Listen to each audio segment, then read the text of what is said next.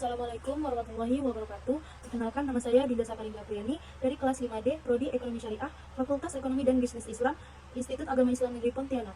Pada video kali ini, saya akan menjelaskan tentang Indeks Pembangunan Manusia di Provinsi Sulawesi Barat pada tahun 2020 hingga tahun 2023.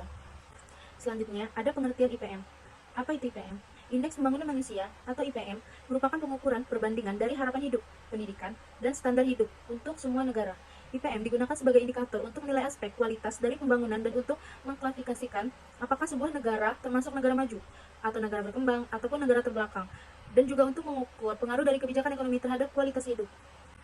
Selanjutnya, ada penilaian IPM berdasarkan 3 tujuan akhir dari pembangunan. Yang pertama yaitu umur panjang dan kesehatan penduduk. Yang kedua, tingkat pendidikan dan pengetahuan penduduk. Yang ketiga, kemampuan daya beli atau standar kelayakan hidup. Selanjutnya, saya akan menjelaskan tentang Indeks Pembangunan Manusia atau IPM di Provinsi Sulawesi Barat pada tahun 2020 hingga 2023. Berdasarkan hasil data dari perolehan data di samping, bisa kita simpulkan bahwa Indeks Pembangunan Manusia di Sulawesi Barat dari tahun 2020 hingga 2022 terus mengalami kemajuan. Bisa kita lihat Indeks Pembangunan Manusia atau IPM di Sulawesi Barat di beberapa kabupaten tersebut. Contohnya yang pertama di Kabupaten Majene. Di Kabupaten Majene, pada tahun 2020, indeks pembangunannya mencapai sebesar 66,91. Selanjutnya, di tahun 2021, indeks pembangunan manusianya yaitu 67,29. Selanjutnya, 2022, indeks pembangunan manusianya yaitu 67,84. Selanjutnya, di Kabupaten Polewili Mandar, tahun 2020 meningkat sebesar 63,84, tahun 2021 meningkat sebesar 64,23, tahun 2022 meningkat sebesar 64,79. Di Kabupaten Mamasa, 2020 66,02, 2021 66,63, 2022 67,21. Kabupaten Mamaju, 2020 68,15, 2021 68,32, 2022 68,88. Kabupaten Pasangkayu, 2020 67,79, 2021 68,03, 2022 68,61. Kabupaten Mamaju Tengah yang terakhir 65,71 pada tahun 2020, 66,18 2021, 66,89 pada tahun 2022. Selanjutnya, angka harapan hidup di Provinsi Sulawesi Barat pada tahun 2020 hingga 2023. Berdasarkan dari hasil data di samping, diketahui bahwa angka harapan hidup di Sulawesi Barat dalam 3 tahun terakhir mengalami peningkatan yang signifikan. Bisa dilihat dari data di samping. Menurut data di samping, angka harapan hidup di Provinsi Sulawesi Barat yang mana yang pertama di Kabupaten Majene meningkat 61,56 pada tahun 2020. Pada tahun 2021, 61,77, 2022, 62,16. Selanjutnya, di Kabupaten Polewali Mandar, 2020, 62,38, 2021, 62,53, 2022, 62,86. Selanjutnya, di Kabupaten Mamasa, 70,87 pada tahun 2020, 2021, 70,94, 2022, 71,20. Selanjutnya, di Kabupaten Mamaju, 67,52 pada tahun 2020, 2021 67,77, 2022 68,21. Selanjutnya di Kabupaten Pasangkayu. Pada tahun 2020 meningkat sebesar 66,20, pada tahun 2021 sebesar 66,45, pada tahun 2022 sebesar 66,90. Dan yang terakhir di Kabupaten Mamaju Tengah, tahun 2020 meningkat sebesar 68,33, 2021 68,55, 2022 68,97. Selanjutnya, tingkat pendidikan dan pengetahuan penduduk Provinsi Sulawesi Barat pada tahun 2020 hingga tahun 2022.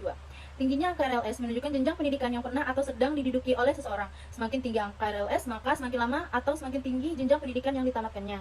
Bisa dilihat pada data di samping, rata-rata lama sekolah per tahun di Kabupaten Majene, Provinsi Sulawesi Barat.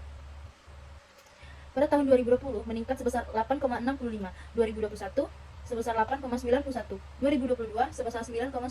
Di Kabupaten Polewili Mandar, 2020 meningkat sebesar 7,41, 2022 meningkat sebesar 7,44, 2023 meningkat sebesar 7,60.